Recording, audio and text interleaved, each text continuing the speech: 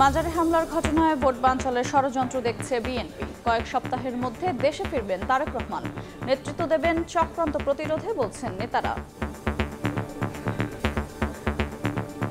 মাজার তারপর এগুলো সব ভাঙাচুরি করা হয়েছে, এগুলো আসলে বিচ্ছিন্ন কিছু না। নির্বাচনটা সামনে রেখে এই ধরনের আরও অনেক কিছু সামনে আপনারা দেখতে পাবেন, যাতে নির্বাচনটা না হয়। কয়েক সপ্তাহের মধ্যেই আমরা আমাদের প্রাণপ্রিয় আমাদের মাঝে উপস্থিত থেকে সশরীরে জাতীয় নির্বাচন হবে সেটির নেতৃত্ব দিবেন জনাব তারেক রহমান।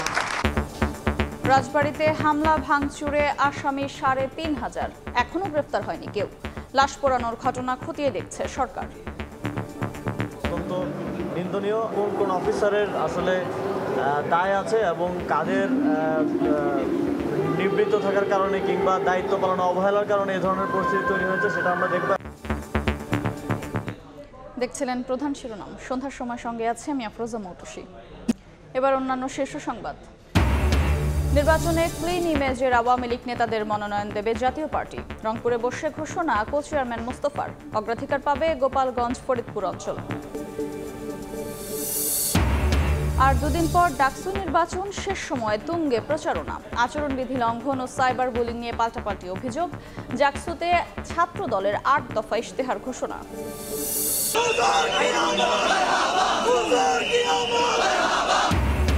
মানবজাতির মুক্তির দিশারি মহানবীকে স্মরণে জশ্নে জুলুস। ঈদে মিলাদুন্নবীর বর্ণাঢ্য আয়োজনে সারা দেশে মুসল্লির ঢল। চট্টগ্রামে পদদলিত হয়ে 2 জনের মৃত্যু।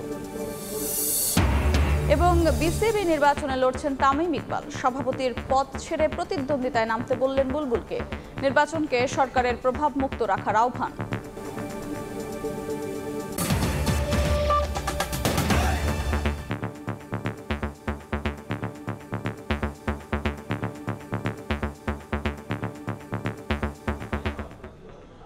কয়েক সপ্তাহের মধ্যে দেশে ফিরছেন বিএনপির ভারপ্রাপ্ত চেয়ারম্যান তারেক রহমান। তার নেতৃত্বে নির্বাচন বানচালের ষড়যন্ত্র রুখে দেওয়ার ঘোষণা দিয়েছেন দলটির স্থায়ী কমিটির সদস্য ডক্টর AZM জাহিদ হোসেন। আলাদা অনুষ্ঠানে বিএনপি নেতারা বলেন, মাজার ভাঙা সহ সাম্প্রতিক অস্থিরতার সঙ্গে নির্বাচন বানচালে ষড়যন্ত্রের সম্পর্ক রয়েছে। স্বাভাবিক প্রক্রিয়া চলছে না দেশ। দীর্ঘ 17 বছরের নির্বাসন, এর মধ্যেই দেশে গণতন্ত্র ফেরাতে স্বৈরাচার বিরোধী আন্দোলনের নেতৃত্ব দান। 5 আগস্টের পর থেকেই বিএনপি নেতাকর্মীদের অপেক্ষা কবে ফিরবেন তারেক রহমান। এবার সে অপেক্ষার অবসান ঘটতে যাচ্ছে। কয়েক সপ্তাহের মধ্যে দেশে ফিরবেন তারেক রহমান। তার নেতৃত্বেই নির্বাচন বানচালের ষড়যন্ত্র প্রতিরোধ করবে বিএনপি। শনিবার সকালে মতিঝিলে এক অনুষ্ঠানে এ ঘোষণা দেন দলটির স্থায়ী কমিটির সদস্য ডক্টর AZM জাহিদ হোসেন। খুব বেশি দিন দূরে নেই, কয়েক সপ্তাহের মধ্যেই আমরা আমাদের প্রাণপ্রিয় নেতাকে আমরা আমাদের মাঝে ইনশাআল্লাহ আগামী জাতীয় নির্বাচনের বহু আগেই ইনশাআল্লাহ উনি আমাদের মাঝে উপস্থিত থেকে সশরীরে নেতৃত্ব দিবেন। গণঅধিকার পরিষদের সভাপতি নুরুল হক নূরকে দেখতে দুপুরে ঢাকা মেডিকেল কলেজ হাসপাতালে যান বিএনপির স্থায়ী কমিটির সদস্য মির্জা আব্বাস। এ সময় মাজার ভাঙচুর প্রসঙ্গে বলেন, দেশের স্বাভাবিক পরিস্থিতি বিরাজ করছে না। ভাঙচুর হয়েছে, মাজার ভাঙা, মাজার তারপর এগুলো সব ভাঙাচুরি করা হয়েছে, এগুলো আসলে বিচ্ছিন্ন কিছু না। নির্বাচনটা সামনে রেখে এই ধরনের আরও অনেক কিছু সামনে আপনারা দেখতে পাবেন, যাতে নির্বাচনটা না হয়। একটা শ্রেণীর লোক চাচ্ছে যাতে নির্বাচন না হয়। পবিত্র ঈদে মিলাদুন্নবী উপলক্ষে সকালে নয়াপল্টনে কেন্দ্রীয় কার্যালয়ে মিলাদ মাহফিল করে বিএনপি। এ সময় দলটির সিনিয়র যুগ্ম মহাসচিব রুহুল কবির রিজভী বলেন, তৌহিদি জনতার নামে দেশে যে নৈরাজ্য শুরু হয়েছে এর পেছনে আন্তর্জাতিক ষড়যন্ত্র রয়েছে। যে উৎপাত শুরু হয়েছে, এই ধরনের নৈরাজ্য তৈরি হয়েছে, তৌহিদি জনতার নামে কারা এই কাজগুলো করছেন, আপনি দেখবেন এদের পিছনে আন্তর্জাতিক ষড়যন্ত্র আছে। মাজার ভাঙা, সেখানে লাশ পুড়িয়ে দেওয়ার মতো ঘটনা যেটা গোয়ালন্দে ঘটেছে, এটার আমি বাংলাদেশ জাতীয়তাবাদী দলের পক্ষ থেকে তীব্র নিন্দা জানাচ্ছি। বিকেলে আলাদা আলাদা অনুষ্ঠানে সালাউদ্দিন আহমদ ও আমির খসরু বলেন, জনবিচ্ছিন্নরাই পেয়ার পদ্ধতিতে ভোট চায়। সংস্কার কার্যকর করতে কেবল আইন পরিবর্তন নয়, দলগুলোকে বাদ দিতে হবে জবরদস্তিমূলক মনোভাব। শুধুমাত্র আইন কানুন সংবিধান সংস্কারের মধ্য দিয়ে দেশের কার্যকর সংস্কার প্রবর্তন করা যায় না, প্রচলন করা যায় না যতক্ষণ পর্যন্ত আমাদের মানসিক সংস্কার না হবে। রাজনীতির চর্চার ক্ষেত্রে যাতে জবরদস্তিমূলক কোনো মনোভাব আমাদের মধ্যে না থাকে। আপনি পিয়ার চান, আরেকজন চায় না। আপনি পিয়ার ছাড়া নির্বাচনে যাবে না, পিয়ার ছাড়া এই ধরনের মন্তব্য তো শেখ হাসিনার মন মানসিকতা। এদিকে জাতীয় পার্টির কার্যালয়ে হামলার ঘটনায় গভীর উদ্বেগ জানিয়ে গণমাধ্যমে বিবৃতি পাঠিয়েছে বিএনপি। সৃষ্টি করে কোনো রাজনৈতিক দলের কার্যক্রমকে থামিয়ে দেয়া বহুদলীয় গণতান্ত্রিক নীতির সঙ্গে সামঞ্জস্যপূর্ণ নয় বলেও মনে করে দলটি। হাসান ওয়ালি, সময় সংবাদ, ঢাকা।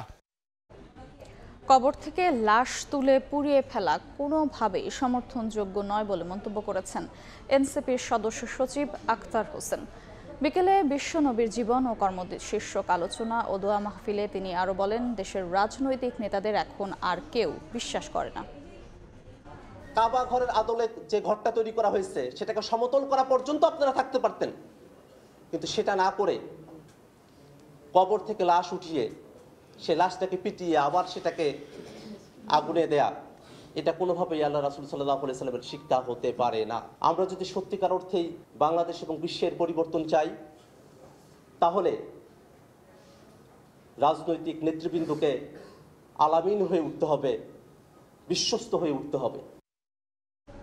মাজারে হামলা এবং কবর থেকে মরদেহ তুলে পোড়ানোর ঘটনায় নিন্দা জানিয়েছেন স্থানীয় সরকার উপদেষ্টা আসিফ মাহমুদ সজীব ভুঁইয়া।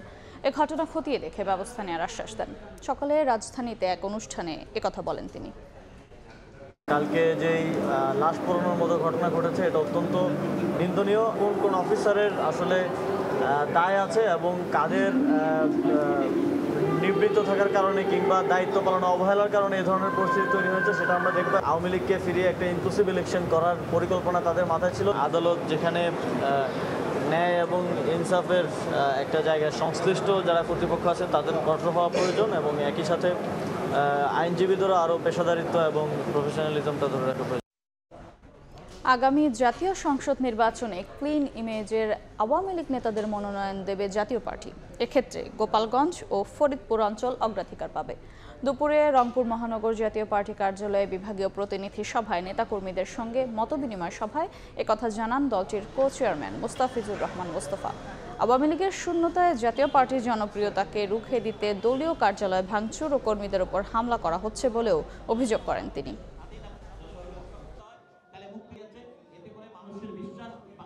আওয়ামী লীগের সমর্থক, সে কোনো তার বিরুদ্ধে কোনো মামলা মোকদ্দমা নাই। সে যদি যোগ্য প্রার্থী আমরা মনে করি, আমরা দেবো না কেন? দেবো, অবশ্যই দেবো। হ্যাঁ, আমাদের ক্যান্ডিডেট ক্রাইসিসকে ওভারকাম করার জন্য আমরা অবশ্যই করবো। অনেক জেলা আছে, হ্যাঁ, যেমন 300 আসনে আমরা প্রার্থী দিব।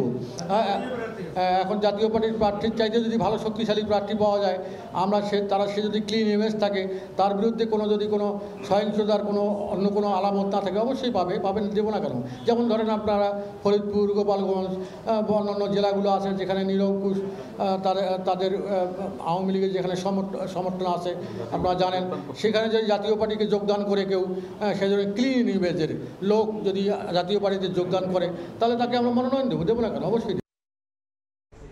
আওয়ামী লীগ নেতাদের মনোনয়ন ইস্যুতে জাতীয় পার্টির কো চেয়ারম্যান মোস্তাফিজুর রহমানের বক্তব্য তার নিজস্ব, এখনও দলীয়ভাবে সিদ্ধান্ত হয়নি বলে জানিয়েছেন দলটির মহাসচিব শামীম হায়দার পাটোয়ারি। বিকেলে কাকরাইলে জাপার কেন্দ্রীয় কার্যালয়ের সামনে ঈদে মিলাদুন্নবী উপলক্ষে আলোচনা সভা শেষে একথা বলেন তিনি। সরকারের উচিত যারা ডিসকোয়ালিফাইড না কিন্তু ভোট করতে আগ্রহী সেরকম লোককে ভোটের সুযোগ করে দেয়া। সেই অর্থে আমি বলবো, আমাদের বীর সেনা মোস্তাফিজুর রহমান মোস্তফা উনি যে বক্তব্য দিয়েছেন এটি গণতান্ত্রিক, তবে পার্টি এখনও এই ধরনের কোনো সিদ্ধান্ত পরিপূর্ণভাবে এখনও নেয়নি। ছাত্র সংসদ নির্বাচনের খবর।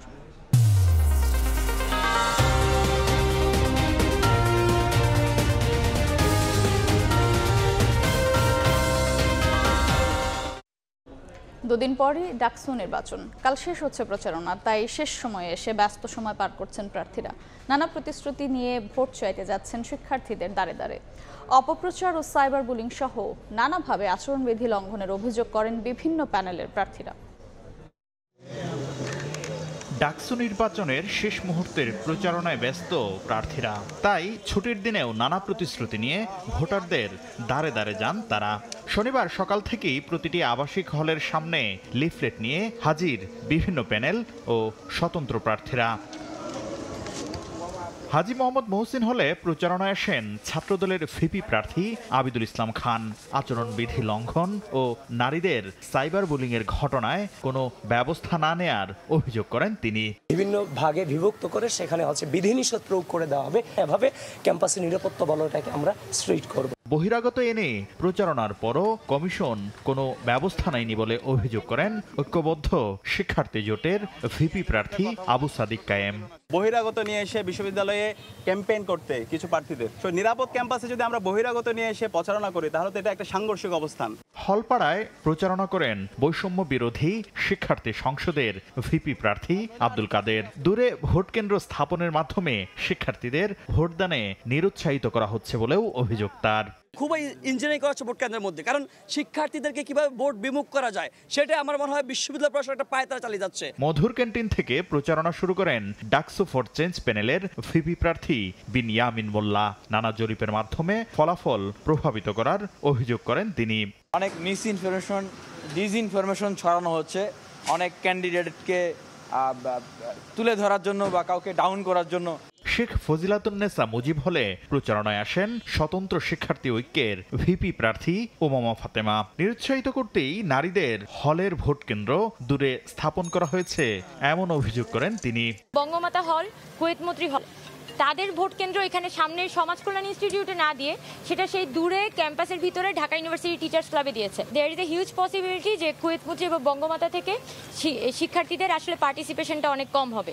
ভোট কেন্দ্র না বাড়লেও বাড়ানো হবে বুথ, এমনটি জানিয়ে চিফ রিটার্নিং অফিসার বলছেন সাইবার বুলিং ও অনলাইন অপপ্রচার রোধে অভিযুক্তদের সতর্ক করা হয়েছে।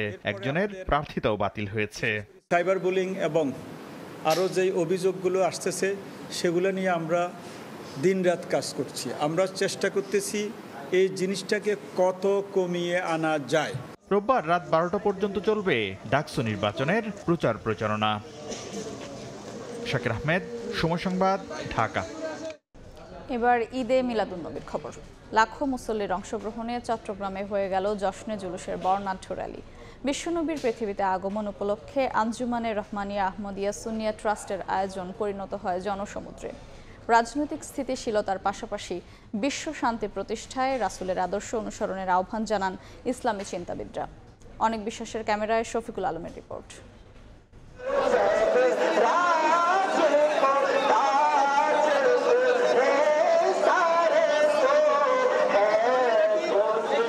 মুখে রাসূলের শানে দরুদ আর হাতে কালেমা খচিত পতাকা। মহামানবের প্রতি ভালোবাসায় লাখো প্রেমীর সমাগম। শনিবার চট্টগ্রাম নগর জুড়ে পবিত্র ঈদে মিলাদুন্নবী জশ্ন জুলুসে ঢল নামে ধর্মপান মুসল্লির। এদিন সকালে পাকিস্তান থেকে আসা আওলাদে রসুল সৈয়দ মোহাম্মদ সাবির শাহকে বহন করা কাছে ঘেরা গাড়িটি ১৬ শহর খানকা থেকে বের হয়। এটি যখন মুরাদপুর পৌঁছায় তখন দক্ষিণ ও উত্তর চট্টগ্রাম, ৩ পার্বত্য জেলা এবং কক্সবাজার সহ সারা দেশ থেকে আসা লাখো ধর্মপান মানুষের স্রোত নামে নগর জুড়ে। জিকির আজকার, নবীর উপর দরুদ ও সালাম ছাড়া আর কিছু সকল জাতি আজকে এই বিশেষ দিনটির জন্য অপেক্ষা করে। মুরাদপুর ২ নম্বর গেট, জিসি সহ বিভিন্ন সড়ক প্রদক্ষিণ করা ৪ কিলোমিটার দীর্ঘ এই শোভাযাত্রায় ছিল মোটরসাইকেল র্যালি। রাস্তার দুই পাশে ঢল নামে মানুষের। আমাদের রসুলের মেসেজ হচ্ছে শান্তি, মানবতা। আমাদের বাংলাদেশে যেন এই শান্তি মানবতাটা ফিরে আসে। প্রত্যেক মুসলমানের জন্য সবচাইতে বড় ঈদ হলো ঈদে মিলাদুন্নবী। শান্তি প্রতিষ্ঠায় নবীর আদর্শে উজ্জীবিত হওয়ার কথা জানান আয়োজক ও ইসলামী চিন্তাবিদরা। আজকে আমরা মানবিক অধিকার বলতেছি যে হুজুর আগে এইটা প্রবর্তন করে গেছেন আবার নবী হযরত মুহাম্মদ সাল্লাল্লাহু আলাইহি ওয়াসাল্লাম। আমরা সবসময় শান্তির কথা বলি, আমাদের হুজুর কেবলাও সেই মেসেজ দিয়েছে। ইনশাআল্লাহ গত ৫৪ বছর ধরে জামিয়া থেকে, আঞ্জুমান থেকে সেই মেসেজ কিন্তু শুধু এই দেশে নয়, বিশ্বব্যাপী ছড়িয়ে পড়েছে। রাসূল পাক আসেন জমিনে শান্তি প্রতিষ্ঠা করার জন্য, যেখানে সারা পৃথিবী শান্তি প্রতিষ্ঠা করার বিষয়, সেখানে বাংলাদেশ একটা ছোট্ট জায়গা। ইচ্ছে থাকলে উপায় হয়, এই বাংলাদেশে রাসূল পাকের আদর্শ দিয়ে শান্তি প্রতিষ্ঠা করা সম্ভব। আপনি जिस तरह एक उम्मत की आपने शराज़ाबंदी की, जिस तरह एक पूरी उम्मत को यकजा किया और पूरी इंसानियत के लिए मिसालें कायम की। আঞ্জুমানে রহমানিয়া সুন্নিয়া ট্রাস্টের আয়োজনে 1974 সাল থেকে মহানবীর প্রতি ভালোবাসায় প্রতি বছর হয়ে আসছে এই বিশাল আয়োজন। আল্লাহ পাক পবিত্র কোরআনে বলেছেন, যে ব্যক্তি অন্যায়ভাবে কাউকে হত্যা করলো সে যেন পুরো মানব জাতিকে হত্যা করলো, যে একজনকে রক্ষা করলো সে যেন পুরো মানব জাতিকে রক্ষা করলো। কোরআনের এই আয়াতকে অনুসরণ করে চলার তাগিদ দিয়েছেন ইসলামী চিন্তাবিদরা। শফিকুল আলম, সময় সংবাদ, চট্টগ্রাম। সন্ধ্যার সময় আরো থাকছে। লভ্যাংশ পাবেন না লোকসানে থাকা ব্যাংক মালিকরা, বোনাস পাবেন না কর্মীরা, জানালেন গভর্নর। টাকা পাচার কমায় বাড়ছে রিজার্ভ, অর্থনৈতিক অস্থিরতা নিরসনের আশা। পাবনায় ইউনিয়ন কৃষক দল ও জেলা ছাত্র দলের নেতাসহ 5 জনের বাড়িতে ভাঙচুর ও লুটপাটের অভিযোগ উঠেছে স্থানীয় আওয়ামী লীগ ও নিষিদ্ধ ছাত্রলীগ নেতাদের বিরুদ্ধে। এ বিষয়ে দুপুরে সদর থানায় অভিযোগ করেন ইমরান হোসেন নামে এক ভুক্তভোগী। অভিযোগে বলা হয়, পূর্ব শত্রুতার জেরে শুক্রবার রাতে সদর উপজেলা টেবুনিয়াম এলাকায় ইউনিয়ন কৃষক দলের সাধারণ সম্পাদক শহীদুল ইসলাম ও জেলা ছাত্র দলের সহ অর্থ সম্পাদক রণবীর শেখ রনি সহ 5 জনের বাড়িতে হামলা ও ভাঙচুর করা হয়। এতে অংশ নেয় আওয়ামী লীগ ও ছাত্রলীগের 15 থেকে 20 জন। লুট করা হয় স্বর্ণালংকার ও টাকা। তদন্ত করে ব্যবস্থা নেওয়ার কথা জানিয়েছে পুলিশ।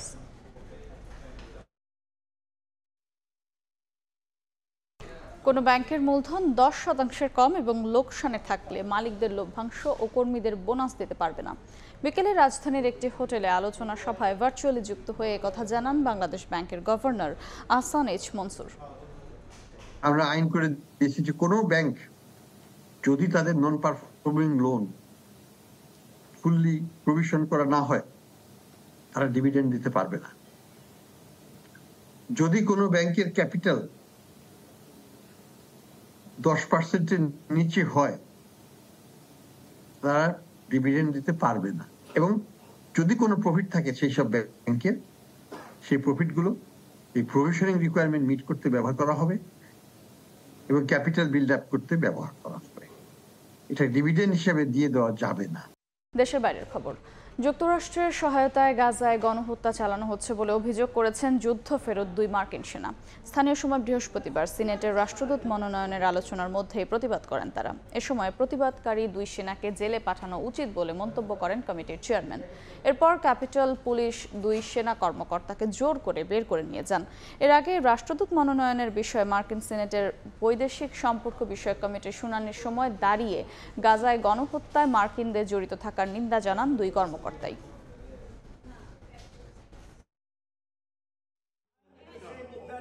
খবর। বিসিবি নির্বাচন করতে চাইলে সভাপতি পদ থেকে আমিনুল ইসলাম বুলবুলকে পদত্যাগ করতে বললেন তামিম ইকবাল। নির্বাচনকে সরকারের প্রভাবমুক্ত রাখারও আহ্বান জানান জাতীয় দলের সাবেক অধিনায়ক। আসন্ন বিসিবি নির্বাচনে ক্লাব ক্যাটাগরি থেকে অংশ নেবেন তামিম। তামিমের সাক্ষাৎকার নিয়েছেন সাজিদ মুস্তাহিদ। বাংলাদেশ দলের অন্যতম সফল অধিনায়ক সাবেক অধিনায়ক তামিম ইকবাল, যিনি এর মধ্যে বলেছেন বিসিবি নির্বাচনে পরিচালক পদে প্রতিদ্বন্দ্বিতা করবেন। তার সঙ্গে কথা বলবো, ইন্টারফিয়ারেন্স যদি না হয় আপনি বিসিবি ইলেকশন করবেন। আপনি আমরা জানি যে কিছুদিন আগে থেকে বিসিবি ইলেকশনের কথা হচ্ছে, আপনি কি এখন পর্যন্ত ইন্টারফিয়ারেন্সের সুযোগ দেখছেন বা কোনো শঙ্কা দেখছেন? বুলবুল ভাই যে বিষয়টা বললেন, আমার কাছে মনে হয় যে ঘুরায় ফিরায় কথাটা না বলে স্ট্রেট বলে দিলে খুব ভালো যে আমি ইলেকশন করবো। কারণ ইলেকশন করা তো খারাপ কোনো কিছু না। ইলেকশন করা তো প্রত্যেকটা মানুষের অধিকার আছে, যদি সে ওই বক্সগুলো টিক করে। অমুকে বললে আমি ইলেকশন করব, আমার কাছে মনে হয় যে এই স্টান্স থেকে বের হয়ে এসে স্ট্রেট বলা উচিত আমি ইলেকশন করব। এখানে কোনো পক্ষপাতী থাকা উচিত না। বুলবুল ভাই যে বিষয়টা বলেছেন, প্রবলেম হলো যে আমি যেটা বললাম যে ওনার কিছু কমেন্টগুলা ওনাকে আসলে বিপদে একটু ফালাবে। যারা ধরেন এনএসসিতে আছেন, যারা আন্ডারে এনএসসি আছে, আমার কাছে মনে হয় যে যেই 25 জন আসবে তাকে ওয়েলকাম করা উচিত, আর সবার প্রতি ইকুয়াল ফেয়ারনেস থাকা উচিত। মনে হয় যে ওনারা রিজাইন করে দেওয়া উচিত স্ট্রেট অ্যাওয়ে। বিকজ এটার কি গ্যারেন্টি যেটা ফেয়ার থাকবে? এটার কোনো গ্যারেন্টি নেই। আমার কাছে মনে হয় যে দ্য মোস্ট ফেয়ারেস্ট ডিসিশন আমার কাছে মনে হয় তার নেওয়া উচিত, যদি উনি একজন, আমরা সবাই মনে করি যে উনি একজন অনেস্ট ব্যক্তি, বিসিবি থেকে রিজাইন করে স্টেপ ডাউন করবেন। বিকজ এখন তো 25-26 দিনের ব্যাপার। তো এখন আপনি যদি 5 দিন আগে যাই রিজাইন করেন, তাহলে তো ওটার কোনো মিনিং হলো না। আমার only focus is on election and try and become the BCB director, এটাই। সাজিদ মুস্তাহিদ, সময় সংবাদ, ঢাকা। এ পর্যায়ে শীর্ষ সংবাদ জানিয়ে দিচ্ছে আরেকবার। মাজারে হামলার ঘটনায় ভোট বানচালের ষড়যন্ত্র দেখছে বিএনপি। কয়েক সপ্তাহের মধ্যে দেশে ফিরবেন তারেক রহমান। নেতৃত্ব দেবে চক্রান্ত প্রতিরোধে বলছেন নেতারা। ক্লিন ইমেজের আওয়ামী লীগ নেতাদের মনোনয়ন ইস্যুতে জাতীয় পার্টিতেই মতভিন্নতা। কো চেয়ারম্যানের বক্তব্য নিজস্ব, দলীয় সিদ্ধান্ত হয়নি জানালেন মহাসচিব। এবং আর দুদিন পর ডাকসু নির্বাচন, শেষ সময় তুঙ্গে প্রচারণা, আচরণবিধি লঙ্ঘন ও সাইবার বুলিং নিয়ে পাল্টাপাল্টি অভিযোগ। জাকসুতে ছাত্র দলের ৮ দফা ইশতেহার ঘোষণা।